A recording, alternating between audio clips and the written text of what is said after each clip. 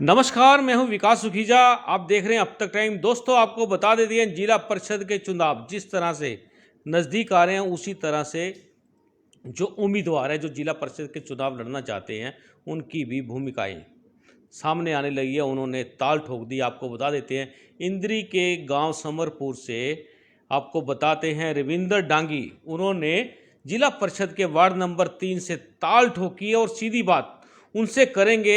सबसे पहले रविंदर जी, आपका अब तक टाइम्स पे बहुत बहुत स्वागत है। जी नमस्कार। अब तक टाइम न्यूज़ को मैं तहे दिल से धन्यवाद करता हूँ। जिन लोगों ने आज इतना समय निकाल करके जो मेरी विचारधारा है उसको मेरे वार्ड के लोगों के सामने, पब्लिक के सामने रखने का कार्य किया है, तो आप लोगों का सुखीजा जी मैं बहुत बहुत धन्यवाद करता हूँ। जी रविंदर जी, आपसे जानना चाहते हैं कि आपने जिला परिषद के वार्ड नंबर 3 से ताल ठोकी है, तो आपका ड्रीम क्या है? किस तरह से आप चुनाव लड़ना चाहते हैं और मकसद क्या है उसका? देखिए सुखीजा जी, सबसे पहले तो मैं बताना चाहता हूँ, जिला परिषद का चुनाव या चुनाव लड़ने की जो मेन भूमिका होती है वो होती है समाज सेवा। जी और समाज सेवा बेसिकली हम जरूरी नहीं है कि कोई चुनाव लड़ करके हम लोग कर सकते हैं। मैं बेसिकली वैसे भी एक्टिव रहता हूँ अपने वार्ड में, अपने हलके में, अपने शहर की जितनी भी खबरें होती हैं, जितने भी गलत काम होते हैं, जितनी भी करप्शन होती हैं, हर चीज़ की मैं जानकारी रखता हूँ। और कहीं पे भी कोई गलत काम हो रहा है, किसी के साथ कोई दुर्व्यवहार हो रहा है, उसको मैं आगे प्रदर्शित करने का काम करता हूँ। लेकिन एक बात बोली है कि लीडरशिप होना जरूरी है, यानी लीडरशिप क्वालिटी हर किसी में होना जरूरी है। और लीडरशिप होने के बाद ही आप कुछ ना कुछ उस काम को कर सकते हो। अब देखिए, मैं एक आम इंसान हूँ, मैं एक आम व्यक्ति हूँ। जैसे समाज के अंदर रहते हैं तो समाज की जो कमियां हैं उनको ध्यान में रख करके एक आम आदमी हूँ, जितना मेरे से हो सकता है मैं अभी उस चीज़ को सरकार के सामने जो भी कमियां हैं मेरे वार्ड की प्रदर्शित करने की कोशिश करता हूँ।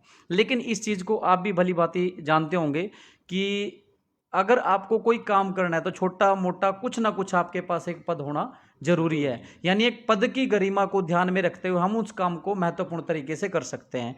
तो मेरा जो मेन पर्पज है इलेक्शन लड़ने का, जिला परिषद इलेक्शन लड़ने का, जो मेरे गांव है, जो मेरे 29 गांव है मेरे वार्ड में, उनमें एक तरह से एक अच्छी जान पहचान है। और मैं आज से ही, मेरी उम्र 31 साल है, मैं आज से ही समाज सेवा नहीं कर रहा, यानी जो समाज सेवा मेरे ब्लड में है।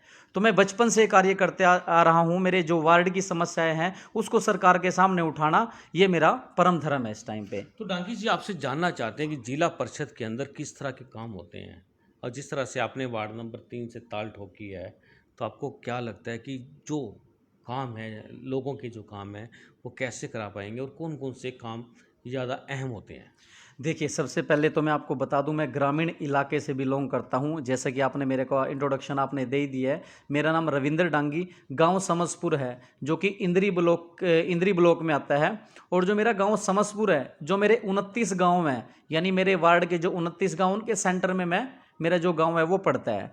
अब आप बात करो कि जिला परिषद के अंतर्गत कौन से कार्य आते हैं। देखिए, आपको पता ही है, हमारी जो प्रणाली है, हरियाणा सरकार है, भारत सरकार है, उसके अंतर्गत प्रत्येक गांव में एक प्रधान चुना जाता है, जिसको हम सरपंच बोलते हैं। उसके बाद एक पंचायत मेंबर चुने जाते हैं। पंचायत मेंबर क्या है कि अपने एक स्पेसिफिक वार्ड की जो समस्या है वो सरपंच के सामने रखते हैं। सरपंच उनको कंप्लीट कराने का काम करता है। उसके बाद एक ब्लॉक समिति इलेक्शन होता है। ब्लॉक समिति भी हमारा एक इलेक्शन होता है, वो भी सबके सामने उसकी जो समस्याएं होती हैं गांव की, वो प्रदर्शित करता है। ऐसे ही एक पद दिया गया है जिला परिषद।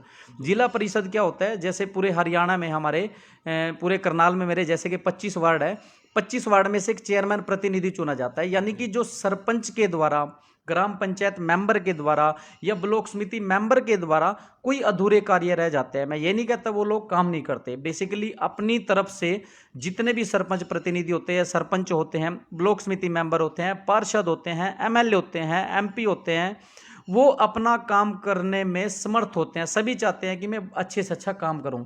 लेकिन जो जिला परिषद का इलेक्शन है, जिला परिषद उम्मीदवार है, इन इन इन सब का जो काम है वो करने के बाद अगर कहीं ना कहीं कमी रहती है, जैसे गांव में हमारे किसान भाई हैं, उनके रास्ते कच्चे होते हैं, सरपंच जहां तक उससे होता है वो कार्य करने की कोशिश करता है, ब्लॉक समिति मेंबर कोशिश करता है करने की, उसके बाद भी अगर कहीं नहीं काम चलता, हमारे को जिला परिषद की तरफ से एक फंड दिया जाता है उस फंड को हम लोग यूटिलाइज करके गांव में जो भी समस्याएं होती है, जैसे हमारे किसान भाई है उनके रास्ते कच्चे होते हैं, उनको पक्का कराने का कार्य किया जाता है। जैसे किसी गांव में कोई बस स्टैंड नहीं है, या किसी पर ग्राम पंचायत में जो है महिला पंचायत है, जैसे कि वहाँ पे कोई टॉयलेट की व्यवस्था प्रॉपर नहीं है, या किसी गांव में कोई समरसिबल मतलब कि बोरिंग की ज़रूरत है, या गांव में कोई जैसे तीर्थ स्थल होते हैं हमारे, वहाँ पर रास्ता पक्का कराने की बात होती है, वो रास्ते हम लोग पक्के करा सकते हैं।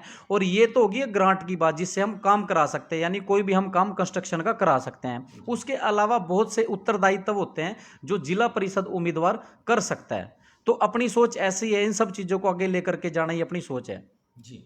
डांगी जी, आपसे एक बात और जानना चाहते हैं कि आप चुनाव लड़ेंगे, आज़ाद उम्मीदवार के तौर पर लड़ेंगे या किसी राजनीतिक पार्टी से आने वाले हैं? देखिए सुखीजा जी, आपने एक बड़ा ही गंभीर क्वेश्चन कर दिया कि किसी पार्टी से लड़ेंगे। देखिए पार्टी की बात मैं भी नहीं कुछ कह सकता, जैसा देखना क्या है कि अगर मैं इंडिविजुअल कहीं पे भी चलूँगा तो कभी अकेला बंदा राजनीति में कामयाब नहीं होता, अगर हम लोगों ने ताल ठोक दिया है। दूसरी बात क्या है कि मेरे वार्ड के 29 गाँव हैं, जितने भी मेरे वोटर्स हैं 38 से 40 हज़ार जो मेरे वोटर्स हैं, मैं उनके प्रत्येक व्यक्ति के संपर्क में हूँ। अभी इलेक्शंस आपको भी पता है, इलेक्शंस में अभी टाइम है थोड़ा, वैसे कि जहाँ तक मेरे को लग रहा है अगस्त या उससे अगले महीने में इलेक्शन हो सकते हैं, ये मेरा मानना है। बाकी जो सरकार का आगे से आदेश होगा उसके अकॉर्डिंग सबको चलना पड़ेगा और उसी के अकॉर्डिंग हम लोग चलेंगे। रही बात किसी पार्टी की, मैं किसी स्पेसिफिक पार्टी की बात नहीं करूँगा। जो मेरे 29 गाँव के जो लोग हैं वो जैसा भी मेरे को आशीर्वाद देंगे, जैसा भी मेरे को आदेश करेंगे, उन सब का जो भी निर्णय होगा मैं अपने वार्ड के लोगों के साथ चलूँगा। मेरा कोई इंडिविजुअल निर्णय नहीं होगा इसके रिगार्डिंग। बिल्कुल दोस्तों, बिल्कुल बहुत बढ़िया बात कही है रविंदर जी ने। रविंदर जी, जो आप इतनी अच्छी बात कह रहे हैं कि सब लोगों को साथ लेके चल रहे हैं, ये संस्कार आपको कहाँ से मिले हैं? देखिए जी, मैं संस्कार की बात करता हूँ। मेरे फादर साहब, मैं भी एक मिडिल फैमिली से बिलोंग करता हूँ। मेरे फादर साहब राजमिस्त्री का काम करते हैं और समसपुर गांव में एक छोटा सा मकान है मेरा, और छोटे से ज़मींदार भी है, खेती के बारे में भी नॉलेज है। रही बात, मैं शुरू से ही, जैसे ही मैं कॉलेज टाइम से, स्कूल टाइम से पार्टिसिपेशन मेरा मेन मकसद रहता है। मैं हर चीज़ में पार्टिसिपेट करता हूँ। कॉलेज में, स्कूल में कोई भी फंक्शन होता था, कल्चरल एक्टिविटीज़ होती थी, स्पोर्ट्स का काम होता था, या मेरे स्कूल के अंदर या मेरे कॉलेज के अंदर कोई भी पोएम कंपटीशन होता था, डांस कंपटीशन होता था, या एक्टिंग कंपटीशन होता था, तो मैं जहाँ पे भी मैंने काम किया है, यानी जिस स्कूल से मैं पढ़ा हूँ, जिस कॉलेज से मैंने, जैसे मैंने गुरु नानक खालसा कॉलेज करनाल से स्टडी करी है, गढ़ी बीरबल स्कूल से मैंने +2 करी है, कलसोरा सरकारी स्कूल से मैंने अपनी 10th की है, और मुस्सेपुर स्कूल से मैंने 8वीं क्लास की है, यानी कि जो मैंने सरकारी स्कूल से मेरी प्रेरणा रही है, सरकारी स्कूल से मैं पढ़ा हूँ।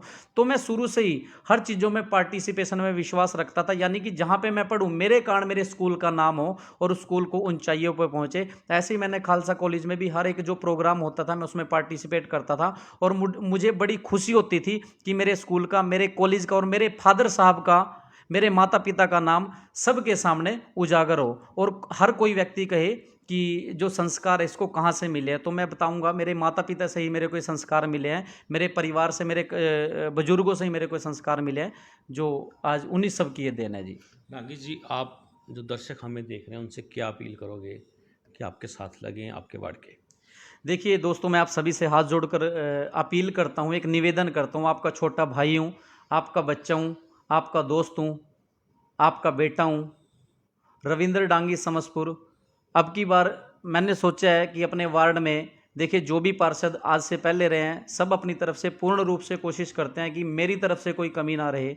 तो ऐसा ही उन सब की नीतियों को देखते हुए, हमारी भारत सरकार, हरियाणा सरकार की नीतियों को देखते हुए मैंने भी मन की विचार बनाया है कि एक प्रतिनिधि होकर के एक समाज में एक पद लेकर के कोई भी छोटा सा, क्योंकि किसी काम को करने के लिए ना किसी को अपना परिचय देना जरूरी है दोस्तों आज के टाइम में, और वो परिचय देने के लिए आपके पास कुछ पद होना चाहिए छोटा मोटा। आपको पता ही आजकल पद की गरिमा समझते हैं लोग।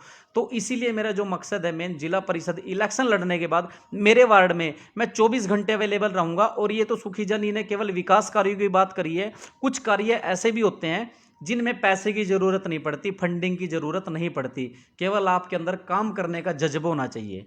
और आप लोग भी ये चीज़ सोचोगे कि यार आपके माइंड में ये एक्टिविटी आई कहाँ से। मैं भगवान का शुक्रिया अदा करता हूँ, जैसे जैसे मैं अपने वार्ड में भी जाता हूँ, लोगों से डोर टू डोर मिलने जाता हूँ, लोगों से के संपर्क में रहता हूँ, मैं जिस भी गांव में जाता हूँ ना, मेरे को वैसे ही उस गांव की कोई समस्या अगर लगती है, मैं उसकी फ़ोटो कैप्चर कर लेता हूँ। आज भी अगर आप देखोगे मेरे फ़ोन के अंदर हर एक वार्ड की जो समस्या, अगर आप कहते हो ऑन कैमरा भी मैं बता सकता हूँ कि इस गाँव में क्या समस्या है, उन सब की मैंने फ़ोटो कैप्चर कर रखी है। हमारे स्कूलों में जो सिचुएशन है, साफ़ सफाई की सिचुएशन है, वैसे सभी टीचर्स बढ़िया करने की कोशिश करते हैं, फिर भी कहीं कमी रहती है, उनको मैं आगे उजागर करने की कोशिश करूँगा। मेरे जो रूट पे या मेरे जो वार्ड की जो लड़कियां हैं, जो महिलाएं हैं, उनको बसेस वगैरह में जो प्रॉब्लम होती है, किसी के गांव में कोई बस नहीं जाती या किसी बस का कोई टाइम टेबल नहीं है, इनमें मेरा कोई फंड नहीं लगता, ना ही इसमें जिला परिषद की कोई ग्रांट लगती है। ये कार्य केवल अवेयरनेस के होते हैं। अवेयर होना पड़ता है, बंदे को जागृत होना पड़ता है, सरकार के सामने मुद्दे रखने पड़ते हैं। वो मुद्दे हैं जैसे हर एक गांव में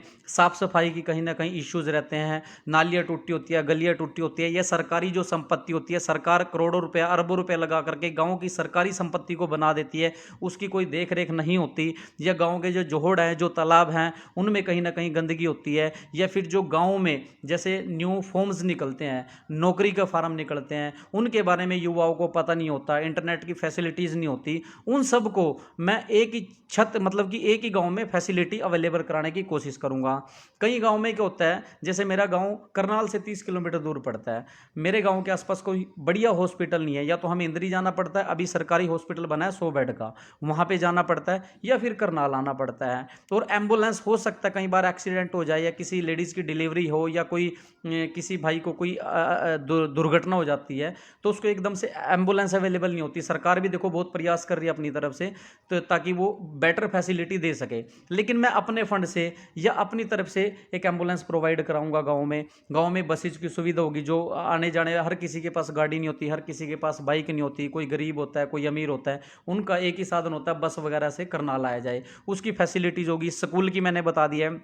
जो फोर्थ मेरी है, जैसे हमारे युवा होते हैं, आज आप भी देख रहे हो जो नशे की तरफ है, वो हमारा जो युवा है वो नशे की तरफ ज़्यादा बढ़ रहा है, तो उसके खिलाफ उसके भी मेरी मुहिम चलेगी कि नशे से हटा करके बच्चों को खेल की तरफ प्रोत्साहन किया जाए। गांव में जितने भी मेरे स्टेडियम बनाए गए हैं सरकार के द्वारा, ग्राम पंचायत की जो भी ज़मीन है, वहाँ पे अगर चार दीवारी की बात हो, वहाँ पे अगर लाइट की बात हो, वहाँ पे अगर वाटर कूलर की बात हो, वहाँ पे अगर ट्रैक की बात हो, वहाँ पे अगर क्रिकेट की जो किट होती है जिसमें बैट बॉल होते हैं उसकी बात हो, अगर बास्केटबॉल की किट की बात हो, वो सब, उनमें कोई ज़्यादा फंड नहीं लगता। अगर मैं 10 लाख रुपए की एक बिल्डिंग बनाता हूँ ना, और अगर मैं 20-20 हज़ार रुपए की किट ला करके 29 गाँव में देता हूँ, तो 30 दूनी 60, यानी मेरा केवल और केवल 6 लाख रुपए लगेगा। तो 20 लाख की बिल्डिंग में ना बना करके 6 लाख रुपए से मैं उन युवाओं को वो किट अवेलेबल कराऊंगा, ताकि जो मेरे युवा है वो इंडियन आर्मी की तरफ, हरियाणा पुलिस की तरफ, या जो भी SCS के एग्जाम होते हैं, IAS के एग्जाम होते हैं, सिविल के एग्जाम होते हैं, क्लैरिकल के एग्जाम होते हैं, उनकी तरफ पार्टिसिपेट करे। अपने जो ये जो अपना जो नशा है, नशे को छोड़ करके अच्छे कामों की तरफ प्रोत्साहित हो। जो मेरी महिलाएं हैं गांव की, बेसिकली मैं आपको बताना चाहूँगा, जो महिलाएं हैं, मैंने देखा अपने वार्ड में घूम करके, जो मेरे वार्ड की महिलाएं हैं, वो भी चाहते हैं कि हम ना घर पे केवल गृहिणी बन करके ना रहे। काफ़ी एजुकेटेड लेडीज़ हैं, लेकिन शहर दूर होने के कारण उनको कोई वर्क अवेलेबल नहीं होता। हर कोई सिलाई नहीं कर सकता, हर कोई ब्यूटी पार्लर का काम नहीं कर सकता। अगर कर भी सकते हैं तो गांव में आपको पता ही है थोड़ी सुविधाओं की कमी होती है। तो उनके लिए भी कहीं ना कोई जैसे अभी स्वयं सहायता समूह चले हुए हैं गाँव में, उनकी लेडीज़ बड़ी एक्टिव है। तो उन लोगों से मेरे पास भी डिमांड क्या आई थी, उन लोगों ने कहा था कि सर अगर आप लोग बन जाते तो हमारे यहाँ पे कोई ना कोई छोटी मोटी फैक्ट्री, मैं अभी से बात करनी शुरू कर दी है। 2-3 ऐसे छोटे प्रोजेक्ट हैं जिनमें लगभग 50 से 60 महिलाओं को काम मिल सकता है। अगर मेरे वार्ड 29 मेरे गांव हैं वार्ड के, अगर मैं 29 गांव में 3 या 2 कोई छोटी छोटी फैक्ट्री भी लगा देता हूं, तो जो वहां की महिलाएं हैं उनको भी काम मिल जाए। तो इस प्रकार की मैं बात ऑलरेडी कर चुका हूं। बिल्कुल बिल्कुल, बहुत अच्छी सोच के साथ रविंदर जी आप आगे बढ़ेंगे, हमारी भी आपको शुभकामनाएं हैं। आपने हमसे बात की, बहुत बहुत धन्यवाद जी। थैंक यू अगेन, आपका अब तक टाइम्स न्यूज़ चैनल का मैं अगेन धन्यवाद करता हूं। और दोस्तों आपसे एक अपील करता हूं ये कोई इंटरव्यू नहीं है, ये मेरे मन की भावनाएं हैं। भाई साहब ने को भी मैं धन्यवाद करता हूँ कि इस मीडिया, एक मीडिया जो हमारा चौथा स्तंभ होता है, हमारी जो कमियां हैं, हमारी जो अच्छाइयाँ हैं, उनको समाज के सामने लेकर के आने का मीडिया का बहुत महत्वपूर्ण योगदान होता है। तो आज जो सुखीजा जी ने इंटरव्यू छोड़ो, ये मेरे मन की जो विचारधाराएं हैं आपके सामने प्रदर्शित करने का काम किया, तो मैं अगेन इनका धन्यवाद करता हूँ। और आप सभी से हाथ जोड़ के आपका ये छोटा भाई, आपका बेटा निवेदन करता है कि यार आज तक आप लोगों ने हर किसी को मौका दिया है, हर किसी अमीर गरीब को मौका दिया है। एक बार अपने इस छोटे भाई को एक मौका दे करके देखिए 5 साल बाद इलेक्शन फिर आता है। अगर आप लोगों को लगेगा कि मैं आपकी भावनाओं पर या आपके कार्यों पर खरा नहीं उतर पाया, तो मैं 5 साल में कोई मतलब कि एक प्रधानमंत्री या कोई मंत्री तो नहीं बनूंगा। जोड़ के निवेदन करता हूं कि ज़्यादा से ज़्यादा रविंद्र डांगी समसपुर की वार्ड नंबर जिला परिषद करनाल से ज़्यादा सपोर्ट करे और इस खबर को हो सके तो पूरे भारत में शेयर करे, करनाल में शेयर करे, हरियाणा में शेयर करे। धन्यवाद। आपका अपना रविंद्र डांगी समसपुर। अगर किसी को भी कोई समस्या हो तो मेरा मोबाइल नंबर है 9255298000 9255298000। ये मेरा फ़ोन नंबर है। रविंद्र डांगी के नाम से मेरी फेसबुक आईडी है। 24 घंटे अवेलेबल रहता हूँ। अगर आपकी कोई भी समस्या हो तो प्लीज़ मुझे फ़ोन कीजिएगा। जितना मेरे से हो सकेगा, जो मेरे मतलब जो मेरी समय सीमा के अंतर्गत होगा, उसको मैं करने की कोशिश करूँगा। धन्यवाद। आपका अपना रविंद्र डांगी समसपुर। दोस्तों, आप देख रहे हैं अब तक टाइम्स। मैं भी आपसे आग्रह करना चाहूँगा, यदि कोई भी व्यक्ति अपने गांव से, वार्ड से, जिला परिषद से, कहीं से भी चुनाव लड़ना चाहता है और वो अपनी भावना चलता है। आप देख रहे हैं अब तक टाइम्स। मैं हूं विकास बीजा, अपने साथी कृष्ण के साथ। नमस्कार, जय हिंद, जय भारत।